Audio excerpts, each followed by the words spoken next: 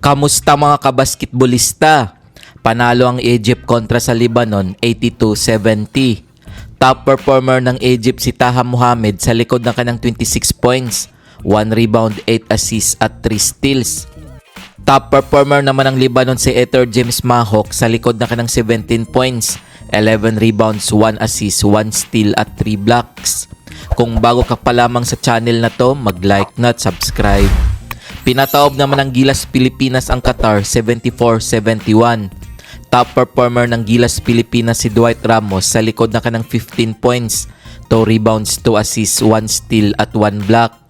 Top performer naman ng Qatar si Tyler Harris sa likod na kanang 17 points, 3 rebounds, 1 assist at 1 steal. Nagtala si Scottie Thompson ng 10 points, 2 assists at 1 block. John Mar Fajardo 12 points, 7 rebounds, 2 assists at 1 block. Calvin Oftana 3 points, 2 rebounds, 1 assist at 1 steal. Dwight Ramos 15 points, 2 rebounds, 2 assists, 1 steal at 1 block. Justin Brownlee 10 points, 5 rebounds, 5 assists at 3 steals. Nag-ambag naman si Eji Edo ng 6 points, 10 rebounds, 2 assists at 1 block. Chris Newsome 2 points. Sergio Perez 6 points, 2 rebounds. Kevin Kiambao 7 points, 5 rebounds. Carl Tamayo 3 points, 1 assist. Jemmy Malonzo 0 point. Mason Amos 0 point. Kung umabot ka dito sa video na to, mag-like na at subscribe. Heto ang team standings as of February 14, 2025.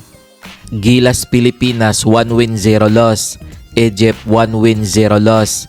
Qatar 0 win 1 loss. Lebanon 0 win 1 loss.